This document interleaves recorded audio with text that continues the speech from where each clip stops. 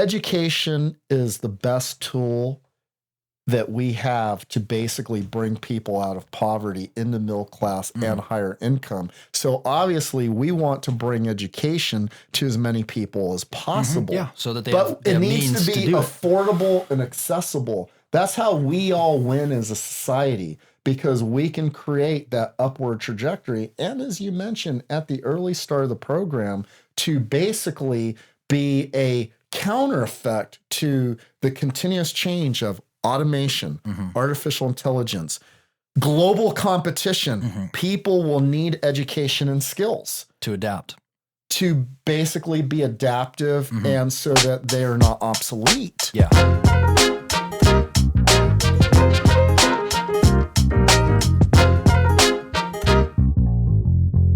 Good afternoon and welcome back, everyone, to the show called Ascending Thoughts, the show where we discuss the issues of the day to help overcome you in your personal, business, and your overall life success. Once again, I'm here joined by Mr. Rogers, the voice of reason during these tumultuous times. I'd like to introduce Mr. Rogers back to the show. How are you? Good afternoon, Brian. Good afternoon, neighbors. Welcome to our MetaHood, our neighborhood in the metaverse, a safe space where we can all come together and talk about the pressing issues of the day that are affecting us in our personal, our professional lives, and as well as society in general, and to see how we can all ascend above and have more prosperous and productive lives. That sounds great. Let's get right into it here. I think the topic of the day here, we have some pressing issues going on.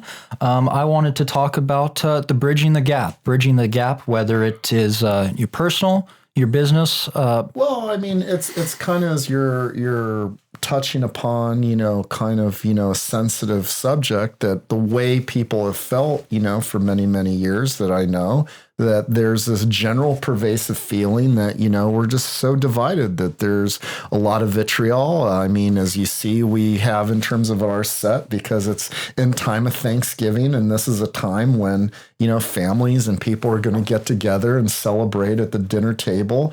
And I know, and I hear in a lot of conversations in my professional practice that people are a little bit, they're not looking forward to it because of in past, family members and how other people and aspects of our family, they've kind of strayed afar, in terms of obviously politically and different aspects. But we also just had it in terms of an election, last Tuesday. So we kind of saw it was demonstrative in terms of that, this overall divide out there. But when we look in terms of to attain success and true transformational change, we have to build unity. And so this is why it is so the timing in terms of having a topic and to really go in terms of a workshop to give all of you kind of the basic tools of how we can go about bridging divides. Yeah, exactly. You can open up the toolbox personally and then physically, so you can bring those to the table. And what's a better way than with the holidays around the corner and Thanksgiving to share with your family and loved ones? Correct. So I just wanted to start talking about. We were talking before the show about a 6-point plan. Can you enlighten us a little bit more about that with some of those? Well, the 6 points are basically our specific tools and strategies that we use when we are trying to basically, build consensus or come together and build unity. As you always understand that, Brian, our approach and philosophy of ascending thoughts and to ascend our own lives is we need to be multidimensional from the aspect in our personal life, what we do professionally, our work and business, and society as a whole, because they all come together in one equal triad. So if one side is weak, everything crumbles down. If we're having divisions in our own personal lives, you think that it's not going to fester in our work and professional, and as well as society as a whole. So we have to heal the whole person. So number one of the biggest aspects and one of the biggest challenges that people go through is empathy. Being able to see someone, hear someone, and let them know, I see you and I hear you, and to absolutely feel what another individual is going through. And so think about, in terms of most people's existence, let's talk about, in their personal lives where, in terms of their having a typical divide. Mm-hmm. Yeah, let's go into that. I just think going back to the Thanksgiving subject, when you're sitting around the table, friends, family, cousins, loved ones, it feels like there's just something in the air over the last few years that, people are a little bit more divided, and, families can happen from that. Relationships between people, significant others, married couples, as well as those who are in long-term relationships. What are some of the typical issues that you have been seeing that, that people have been expressing with you? Yeah, money's number one, and then also happiness. If you're not happy as an individual and you're not bringing that to the table, let's talk about happiness, because happiness is key. Because happiness is a thread that we see in so many different facets when we get into our work and professional life, and as well as society when we project out to society in general.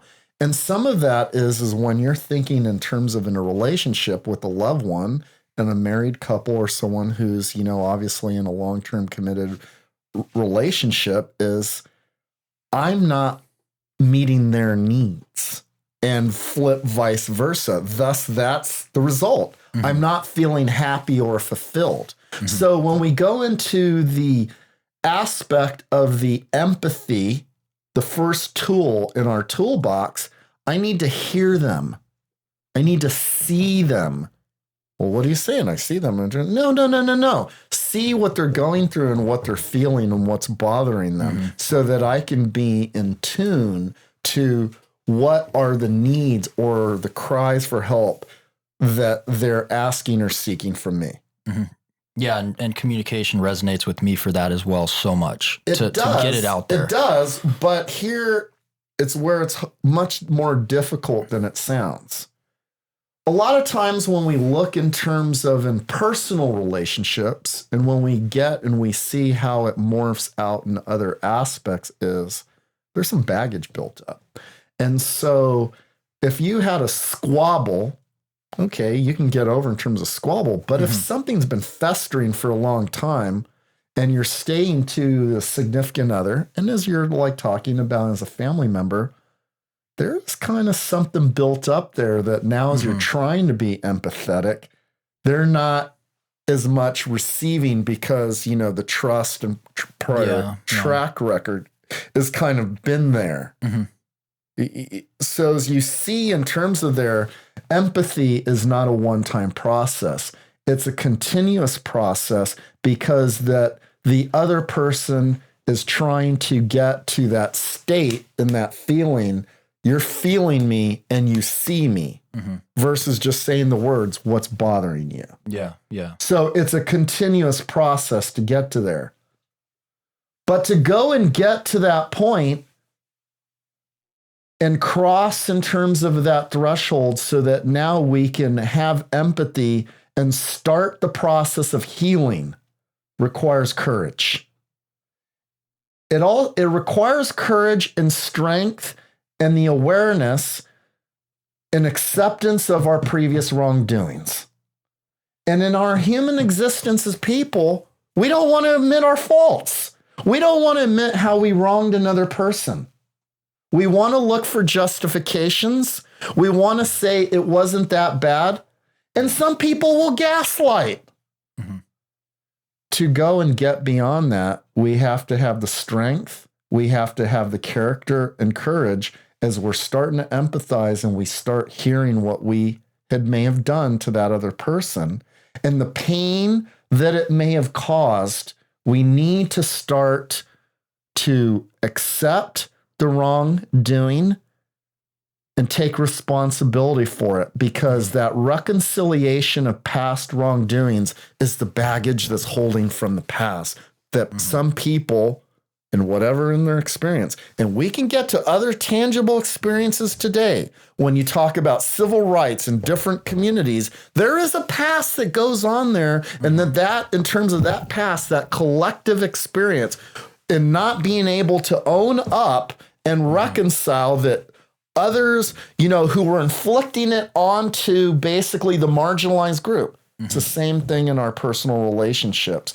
to be able to get onto that road. Yeah. It's sort of similar to the amends, having that emotional baggage or whatever it entails. It is an amends, but an amends is tough. a sincere process of owning what you actually did, feeling the hurt that it did. And it's not going to be that they're necessarily going to forgive and look past at that time. It's a process, but it's a beginning of the reconciliation. That basically the ledger in terms of trust and hurt starts to get back to even out of a deficit. To start building back up again. Correct. Because we as people have a psychological ledger, a bank account, so to speak, of all the times that you've done good deeds or I've been wrong. And when that gets out of kilter and we feel in a relationship, we feel in our professional, we feel in society in general,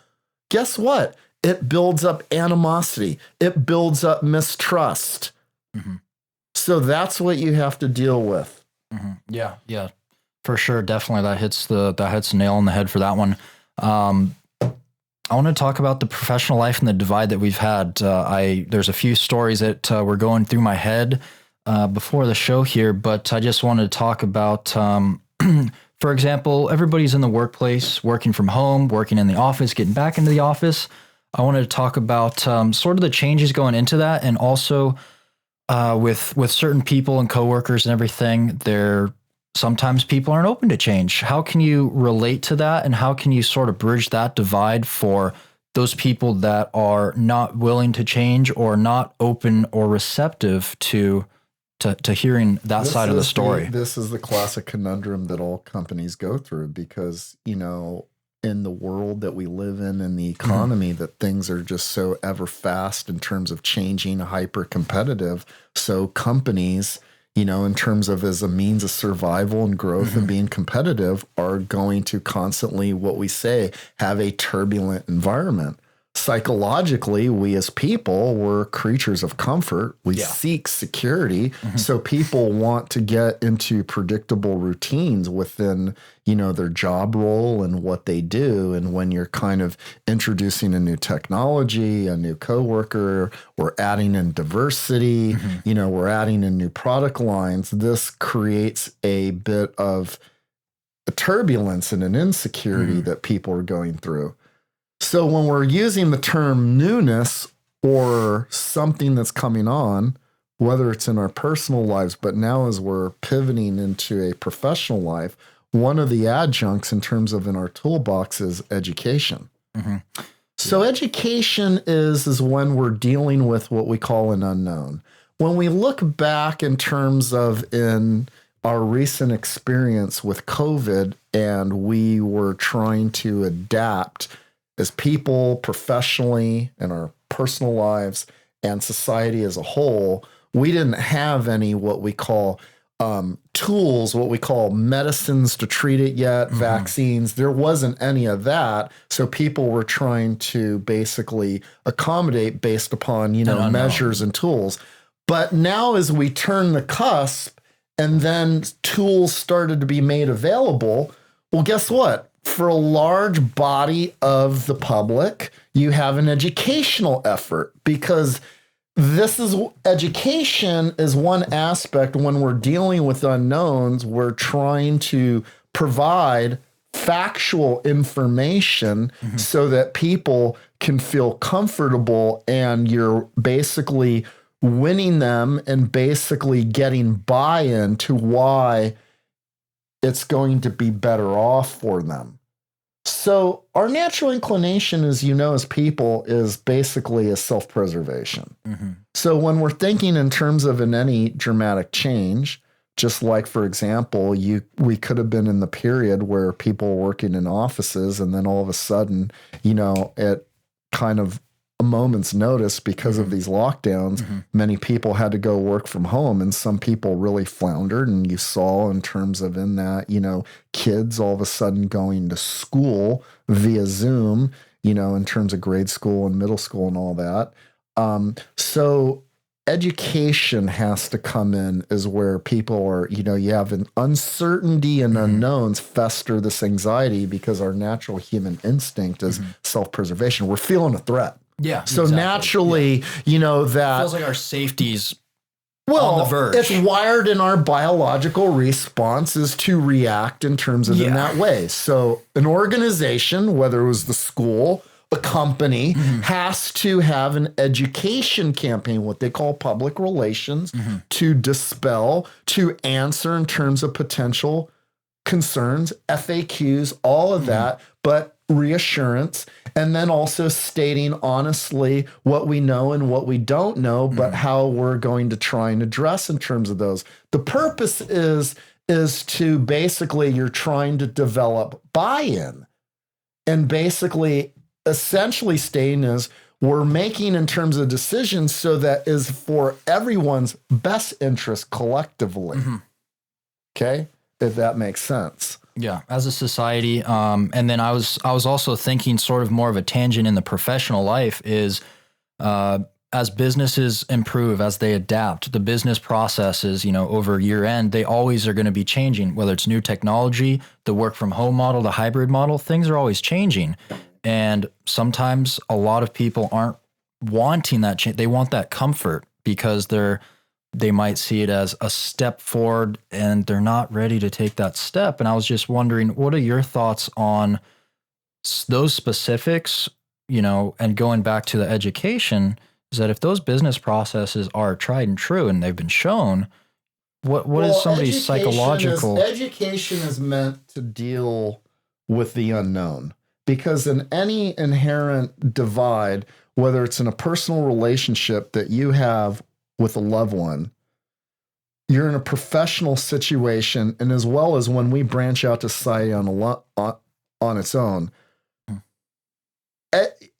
there's a lot of unknowns and facts is what creates this breeding ground for people to inherently be at odds and at one another. So education is completely important, is to get facts, and that if you can get a body of facts, you can start to peel those onto it. Basically, we're using reason, we're using in terms of facts.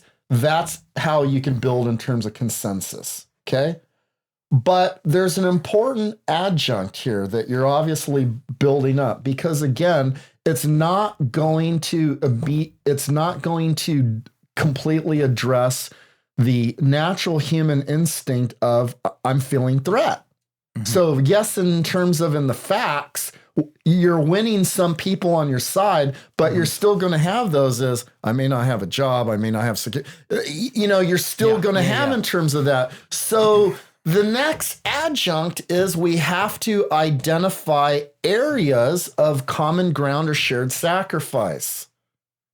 So when we're building people and building coalitions, like when we talk about a couple, our family, our professional, and society in general, as we're going through from basically turning it up from empathy to reconciling those past wrongs to some education of what we're trying to do, we need to now come to an area of agreement of shared sacrifice or areas of common ground. We need to come to that mutual agreement. We need to find those areas. And when we can go and find those areas, now we have something to latch on to. We can't agree 100%, but we can find an area where we'll agree. That's the give and take. It's called compromise. But once we've identified in terms in that area, the true leader identifies the vision, the big goal. And so in terms of when I look in terms of the arc of my success, in terms of through my life history, and as well as people who I've had the privilege of working with and seeing in terms of successful professional athletes and people in their endeavor, there is a unifying, motivating force of having a big goal, a big idea, because it creates that glue, that motive. What was interesting was I noticed last night there was a launch by NASA of the Artemis 2 rocket, which is going to be the first time since basically the early 1970s of a mission to Mars. It's an unmanned mission, but it's at least the first time. It's been 40 plus years. It was very interesting when you talk to people who were growing up in that period of the late 60s and 70s, that just depending upon no matter what their walk of life, how unified they felt of basically the ability of us to send a man on a rocket onto the moon and walk on its surface. And it has a lot of applications in our own personal lives, is that a couple may want to own a home. They may want to go and retire somewhere. You're in a committed relationship. You're looking about, hey, we're wanting to basically go on a hiking venture. The idea behind it is we have a big goal. It's the carrot that's in it. It's why we're going through this hardship. Yeah. Okay? There has to be something there. There has to be an end goal. The key in any success when anyone's trying to build towards something, you have to paint for them a clear objective of why we're doing this. So that's your anchor to, we built common ground. Now I have an anchor to it. This is the big goal behind it. So in the company that we're seeing here is that a company is trying to create a what we call hybrid or flexible work environment. Some people may feel that it's a slight, that their job security may be at risk, and or they're losing the socialization because you're not, collaborating with people on a daily basis. But the company is trying to state in terms of the goal here is we may be able to have a more flexible in terms of in our own finances, that we're not tied up with all this real estate. We may actually be able to create better quality of life, because a lot of people, especially, single parents, in terms of trying to get their kids. So you have to paint in terms of a goal or a vision of what you're trying to achieve, why we're going through this trek of hardship. Yeah. Because that's what a lot of division is kind of exposing, is that we're going through a period of hardship, that we coming together means we have to do the hard work of partnering. Yeah. Yeah. And I like the company example because it feels there's always going to be hiccups in the road and speed bumps. Correct. But the big goals, the anchor, is that we may have some setbacks. We may take a few steps back, but this is the end objective of what we're assailing to. And we have to use those type of anchors, no matter if it's in our personal life or professional, as well as how we want to transform and improve the society that we live in. Yeah. And then to me, I'm just relating that, going back to the empathy and building the common ground. I think that that it's good to take some personal inventory of yourself, to sometimes call yourself out and look at yourself in the mirror and say, hey, did I do some wrongdoings? Let me try to right that and right the world, and what's the past is the past, but what can I do to get back on that bus to get to that goal? People have to basically have the courage. They have to basically, in terms of in their own personal egos and setting it aside, to basically truly make amends. I mean, when you have the opportunity, as I've had to volunteer at many, in terms of 12-step programs, I'm just telling you the power and enlightenment that those individuals, that they get into making amends, it's truly transformative. That principle applies in so many different dimensions of our lives. We don't have to necessarily be, in terms of people who are, alcoholics, or, people with, drug addiction. There are so many different examples that we can use in terms of in those tools, that you've hurt someone. And anyone who's been in a long-term relationship, there will be hurt. It may not be physical. When we talk about, in terms of the emotional pains and scars that are there, well, just think about that in terms of in any professional work environment, and all the different companies that, I advise and consult with, and, in terms of workers who've been there loyal for many years, that they're feeling burnout. Much of that burnout is an accumulation of hurt, pain, baggage that's built up. So if there were those in the work environment, whether they're superiors, or coworkers that can truly make amends and take ownership, it would be transformative. Yeah. And it's difficult to get past it. And that's why, as a lot of people, they use the term burnt out and they end up leaving and going somewhere else. Yeah, it's so tough because I think as human nature now is sort of evolved, we don't want to look at ourselves in the mirror and say, hey, we did something wrong. One of the things that we're trying to express in terms of here and why we've created this safe space is that the day and age that we live into is that we're too self-absorbed. And unfortunately, because of, the pervasiveness of social media, how people are so absorbed with the number of likes that they get and shares and how we're rating people in terms of on looks and everything, unfortunately, it's created a lot of significant negative repercussions because we're lacking the basics that have always existed through the test of time to be able to be empathetic and caring for others, and also to check our own ego, because if you're truly a self-centered person, you're never ever really going to be humble enough to admit that you've done wrong to someone else. Yeah. And those, they seem so simple, but are yet so hard in keeping us from being able to advance forward to get us to come together and rise above all of it. But it's necessary of what's needing to be done. Yeah. Yeah, I definitely can see that for so many people out there. I mean, if you're watching the show and you're feeling that in the workplace or in your personal life, you did speak on about the social media. Did you have anything else you wanted to cover for the professional life there? I just want to point out so that as our, viewers understand and neighbors out there is, even though in terms of as I being a financial advisor and I'm talking about, in the last few episodes in terms of mental health and some of these principles, they go hand in hand. Believe it or not, if we're not attending to ourselves, we're not healing ourselves, we're not healing our relationships, your finances, think of it as a report card at school. It kind of demonstrates in that. So to put in those elements, those ingredients in that recipe for success, to be and feel as a wealthy individual, someone who's financially independent, who feels love and fulfilled and in balance, you have to attend those other sides. Because it's not a game of accumulation of material possessions. You can't buy the cars and jewelry your way to happiness in this world. You have to attend in terms of those things to truly feel wealthy. Yeah.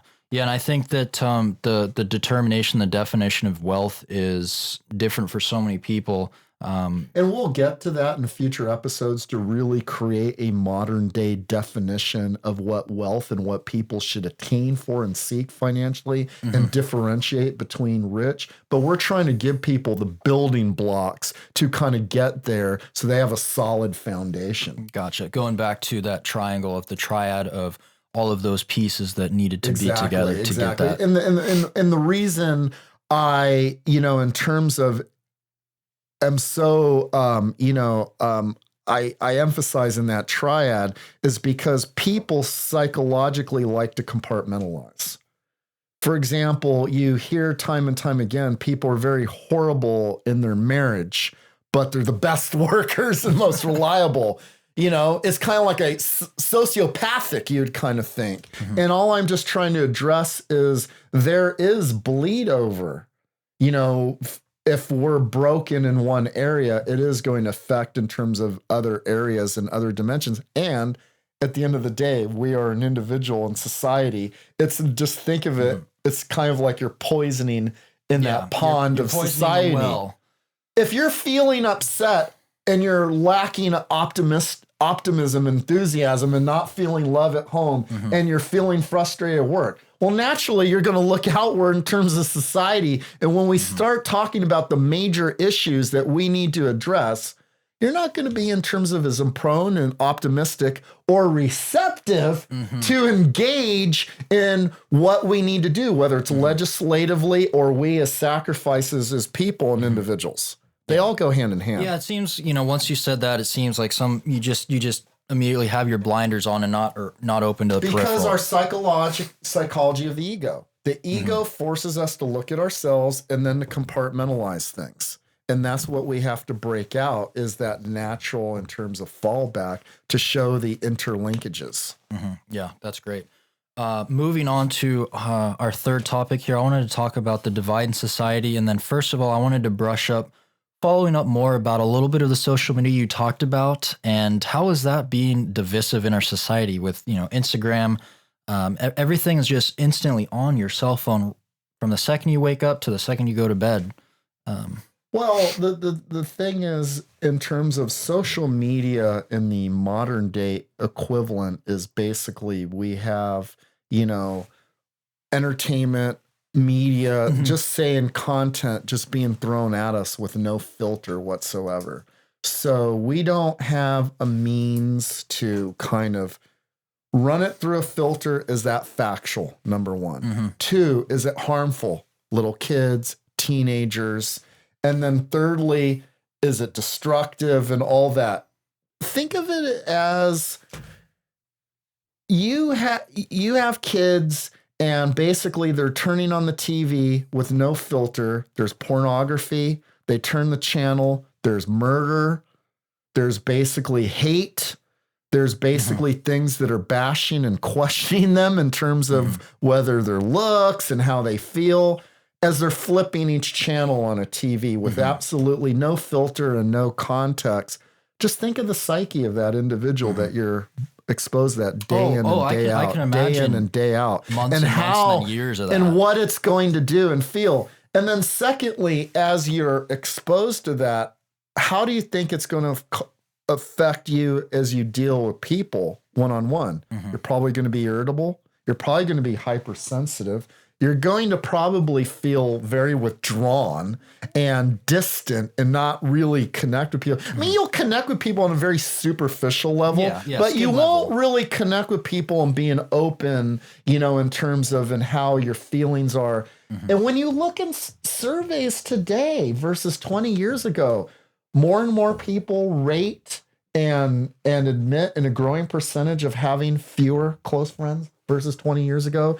20 years ago, people would cite maybe they had a dozen really close friends. Now people are citing there's a large percentage with less than 5 or 3. I mean, you're noticing these direct correlations. You're noticing in terms of people how their romantic relationships are getting affected, whether it's objectification of the person, whether it's kind of this gamesmanship kind of going on. And so you're noticing how it's kind of infecting different things. And then more importantly, how it's affecting the overall public sphere of debate when you're injecting so much misinformation and conspiracy theories. And when we get to the important tool that's missing here, is truth. And social media is now, we've come to a point where we have to question truth where other generations didn't question truth. And let me give you an example. We agree that the sky is blue. Yeah. We agree that if we drop a rock off of a building, it will fall to the ground. Those are called truths. When you learn in terms of in science and different things, we call them immutable truths. You shouldn't have to spend time convincing people that. Social media has done a lot to erode at truth, where there will be a group out there saying, no, it's made up. Hollywood is, putting up this special effects and it's really green, or the earth is flat, not round. The destructive element of that is when you're trying to move on and build consensus, you have to agree on certain truths. A person can die. You shoot them, they can die. You drink Clorox, it's a poison. You see what I'm getting at? There are certain things that are just facts that we shouldn't question, but social media has injected that you've got a lot of people who we're needing to educate that we didn't need to educate before. And secondly, which goes very importantly, now there are certain institutions. They're supposed to be factual. You're supposed to be as a given. In other words, the National Atmospheric, Ocean Atmospheric NOAA, if they say that a hurricane's coming versus, I kid you not, Brian, I had a conversation with a young lady who was a tourist from Miami out here locally, and I was just chatting casually, and I'm saying this, how was it in terms of, the hurricanes come by? Oh, we never get affected in Miami. I go, what do you mean? I'm sorry, just because it passed by, it can happen at any time. Mother Nature, there's hurricanes on the east right, side but there. what I'm saying is her response was, no, the government won't let it happen. There's just too much money at risk with the tourism industry, so they'll make sure it steers around Miami. I go, no, dear, I don't think the government has the technological ability to get on the phone, call up Mother Nature, and say, "Hello, Mother Nature, we cannot close down the club scene tonight on South." And South Beach, it doesn't work that way. It's a luck of the draw. When you look on weather forecasts, their forecast models are relatively precise. It's a probability and a chance, and you run the risk. It's a forecast. But my point is, this is where divisiveness can breed, is because when we spend so much time on what we assumed was a truth, how it becomes destructive. And so social media, unfortunately, has done much to destroy our belief and credibility of what we thought is a weather forecast. A weather forecast shouldn't have any political agenda. If they say it's going to be 105 degrees, it's a straight up answer. It's going to be a hot day. If they say it's going to be, and when you're in Montana, I think you took it off face value that put on a coat and there's a blizzard. Yeah, if it's winter, it's going to be cold and have snow. Versus that you thought that there was some sort of conspiracy by George Soros and other gentried people that they forced, cold in a blizzard. But I'm serious. This is where social media, unfortunately, has had a negative impact. And we have to make conscientious actions as people, as citizens, to get back to restoring trust and credibility. Yeah, of course. It saddens me when people will politicize the FBI. It saddens me when people politicize the CDC. I'm sorry. I was raised when a doctor gets up who's a scientist, I don't view them as having any political bent. I view them as they're taking the best known facts available for our interests, and we're supposed to take that information and how we utilize it for our benefit. For ourselves. And unfortunately, we are pecking away at that. Now we're pecking away at forecasts. We're pecking away at every healed institution. Brian, we're going to peck away at the Library of Congress, the Smithsonian. We're going to peck away at all these different and the thing is, when you look in terms of you're a pilot and you rely upon air traffic controllers. Can you imagine if we called that a conspiracy? That's our safety, that those planes are in the air whether you can freely take off or not. That's what institutions are meant for. We have to accept what they're doing is for the public good. And I feel that unfortunately too many, for their own personal profit, they don't care about the rest of us, of the negative consequence of what it means. So if we demonize basically, federal air traffic controllers and say that they're a right wing or a left wing kind of conspiracy of AOC, or we talk about, in terms of weather forecasts at NOAA, that they're making it up to prove that global warming, you see the problem that it has in society. That's incredible. But you see the ripple effect, you see the ramification, and you saw clearly in terms of getting vaccinations. And I get every vaccine that there is, whether it's a flu vaccine, a pneumonia vaccine, because unfortunately I'm in a professional occupation that I don't get the opportunity to be sick because I get emails, I get calls.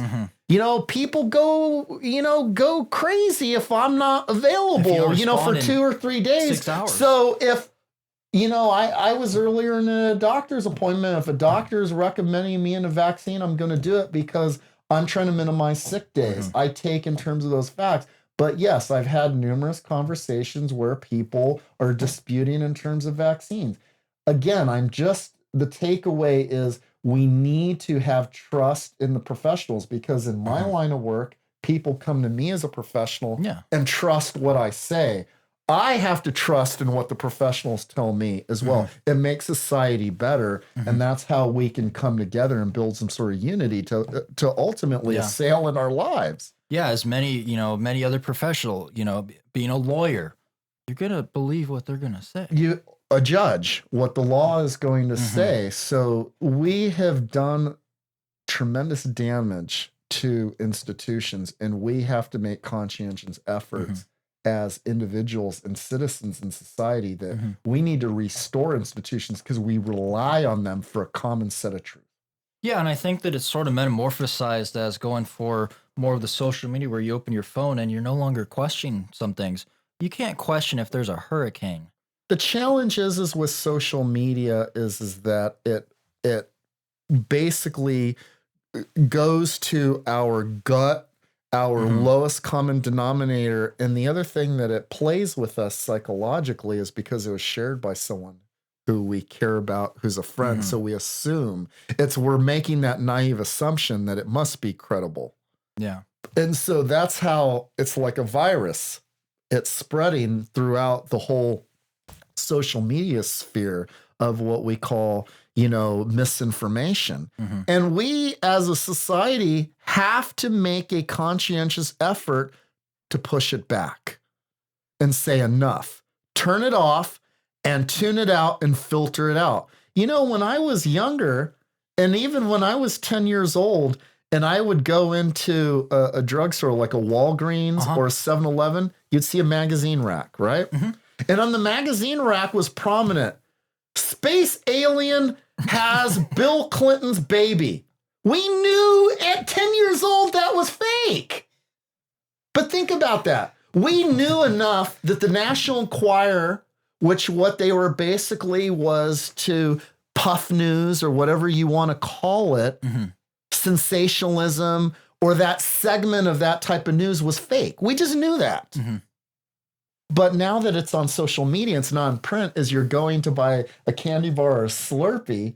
Remember, we were 10 years old. We knew enough that when we saw it and we're getting ready to check out for that Slurpee, we knew that was fake. Yeah, you're like, oh, okay. But on social media, people don't have that common sense. Right. So if someone says that Barack Obama fathered a, baby out, let's say in Kenya, they're going to believe it. Or if there is a pedophilia ring in a pizzeria in Virginia. But when we were 10 years old and we saw it and we're seeing it in a magazine, National Enquirer, we knew it was fake. That's what I'm just telling you. The difference is that we have to get back to filtering what's clearly wrong and false and misinformation. Yeah, I mean, unless you and it has real negative consequences, 100%, real world consequences. Unless you see the facts with your own two eyes, then you never know. You never know. So that's the troublesome thing about that, and about the whole social media sphere itself is that's what they're designed to do, is to get you in here, get you in your heart and your mind, and to get. Well, they're trying to basically own views. your mind and get the views so that they can push other related content, which is a computer algorithm, onto you. And unfortunately, psychologically puts us on a perpetual anxiety-like state where we're on edge, that we can't trust anything. And it's not healthy. So we don't have the filters, I was trying to tell you, to contextualize everything. When I knew as a 10-year-old kid buying a Slurpee, that was fake. I had a filter. I knew enough when I saw was on basically John F. Kennedy was seen out vacationing in San Diego at SeaWorld. I knew it was fake. But now you put on social media that says John F. Kennedy will be the running mate with Donald Trump in 2024, people will believe it. But what I'm just trying to tell you, there's a damage to that of misinformation. And we have to hold social media responsible. And how do we do that? We have a choice. Get off it. Very simple choice. Use it selectively. Talk to your friends, chat them up. But you know what? Let's get together.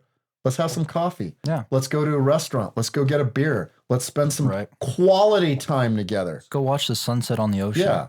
Use social media what it was intended to. Think of it as like a photo album. Exactly. A That's memorable awesome. trip. That's you're, awesome. You're with your significant other and you want to captivate in the future of that memorable time, of those quality times. But don't live there. Don't live in social media.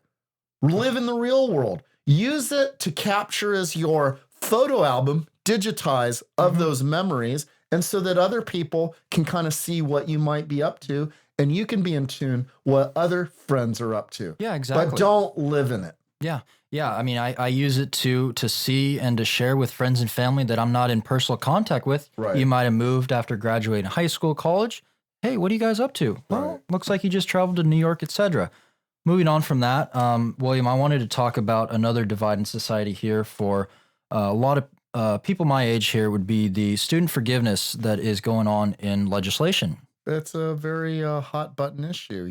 There are a lot of people who are very passionate at all sides of in terms of in the argument. So yeah, I was just thinking, I have friends that have taken out student loans and they have paid them back, and then there's friends that have taken out student loans and they haven't paid them back, or they're just doing the minimum payments, trying to see where this goes. Can you I'm just trying to broaden picture. And I'm still paying a student loan, I had, hundreds of thousands of dollars in student loan debt. So I'm still, kind of in that. When we have issues of where we are going to have basically people at odds, our goal is to build consensus. Consensus is never going to happen in a 100% perfect consensus. We're trying to get what we call a clear, decisive majority. So when we're talking about whether it's cancellation of student loans, we can pick in terms of other contemporary issues, like when we talk about protecting a woman's right to choose. Also, we had in terms of like recent shootings like Uvalde and then others. We just had it the other day at the University of Virginia, and people are wanting some sort of, in terms of limiting, in terms of magazine capacity or background checks or something more significant in terms of restrictions. We're trying to basically build what we call majorities and consensus so that we can get what's called a working majority. So let's work in terms of work through our 6 points of, this idea of cancellation of student loan debt. And so I know in terms of in how passionate you may be what we call the counter or the against in terms of in it.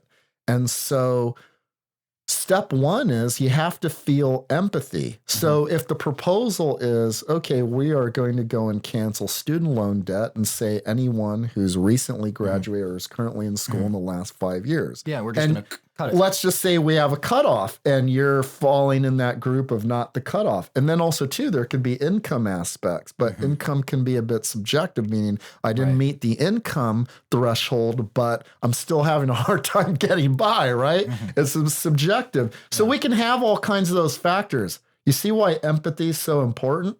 It for sure. So we have to hear all of the other stakeholders' concerns of those who've recently graduated. There are going to be those who have a spirited argument of paying your dues, having skin in the game, all these other aspects. We have to have a forum so that we can hear and see from all of those. Yeah, and I was just looking at this other point here is the education. As we talked about on earlier shows, the cost of education for colleges itself is exorbitant. And a lot of these students, when you're 18, 19 years old, you don't have the maturity and the knowledge looking back, as myself when I was younger. Correct. Going in $200,000 in debt. Correct. Of course, the student loan debt forgiveness sounds amazing. Correct. But as we're working in terms of through the toolbox, we have to obviously have empathy, but we also have to reconcile some previous wrongs too, in terms of in that. And, I've always been, adamant about, educational institutions, unfortunately, they have to bear some degree of responsibility in this, because when you look at the animus that's built up there historically, a lot of this is in terms of direct culpability is that there's been no, accountability, or in terms of I see any need for, college institutions to rein in their costs. So it was always felt the increase is the increase. It is what it is. It is what it is without, in terms of anyone, pushing back. So I think there's a big element we need to find a way to kind of address that for people in terms of the past. I don't know if we can legislatively come up with a reparation, but we may have to have some give and take and say, as a society and legislatively, maybe we do this in pieces. In other words, let's get some compromises. In that what we can do now is the current students, but let us get some credibility and some traction, and then let's go back and try and deal with some forgiveness and look backward more. And then look in terms of in those that maybe we can get some buy-in, when those in terms of getting in my age is that it was in terms of in paying those dues. Where I can be more sympathetic is from two aspects, and more leaning staunchly in favor is because having kids and as they're getting ready to go through it versus me selfishly. But number two is when you look in the future workforce. And so the need where we're going to have the shared sacrifice is, I understand in terms of in your contemporaries, but for where we're going to need to benefit as a whole, we cannot lock out a large group of young people taking lower paying jobs or menial jobs because it's necessary for the society whole. When we go to restaurants, when we like to go to Disneyland, SeaWorld, you like to go to movie theaters. Unfortunately, when you're shackling a lot of young people with significant debt, now they have to reorient the income that they need. Now they're basically tuning out, working at grocery stores and working out that. Think of the downward pressure that all of those businesses are. Those are essential businesses of what makes quality of life. Now you're going to shut out an entire workforce. So who else is going to go take those jobs? And that is the pile-on snowball effect of basically what happens with this sort of policy that I think that is ill-guided, and why I am so staunchly in favor of cancellation of debt that maybe I may not personally benefit, but I'm looking at the shared experience of society in a whole, is that I think that young people will be more flexible in those first jobs and getting their feet wet versus stating that I need to start at a minimum salary of $75,000 a year, because realistically, companies can't do that when they lack the experience. So it creates a huge paradox out there for an emerging workforce. Yeah, I think just those few key words are going to create a ton of turmoil. But you said again, compromise. We have to have compromises, and as you saw what I was doing, I was trying to educate and provide what we're trying to do for a society as a whole, and that we have to give and take a little bit. So for me, like the giving and the taking is, I might have to pay taxes. I don't get student loan relief. Maybe I make too much money that my kids can't benefit. The point is, the shared sacrifice is we're not shackling on a large percentage of youth out there who can basically go and fulfill jobs so they can start getting gateway experience. And also, too, these are necessary service-based businesses that make the quality of life that we enjoy. Yeah. It's necessary. We want to go to movie theaters. We want to go to basically cashier. You want to go to the grocery store. You want to go to restaurants. Think of all these different businesses. You want to go to a spa. You want to go to basically whether it's an escape room. I can go on and on and on. I want to go to a car wash. I want to go to basically a clothing store. You need people to fill these jobs, and you're going to need large amounts of young people willing to take these jobs. And unfortunately, they don't pay large amounts of salary. And if we shackle them, with too much debt, they're going to obviously dissuade from taking those jobs. What do those businesses do? Yeah, like I said, it's just so many things, and there can't be one answer, but it feels that the education and going back to the colleges, having some sort of accountability, because nobody's crying wolf about the cost. They just do it. They just get the student loan if it's unaffordable. That's where I think legislatively and politically we need to come together, is to bring the stakeholders together. Because obviously the taxpayers are funding what we call, student loans, because student loans, in a sense, are guaranteed loans. Yeah. Meaning, despite a person's income, or if they declare bankruptcy, they could never ever be wiped out. So it creates kind of that unfortunate incentive that the educational institutions don't have any reason to rein in their costs and be more responsible. We got to hold them all to account that maybe there's some sort of pushback. And I know that this will be controversial, but I think that it's necessary to say we may not be able to guarantee the unlimited amount.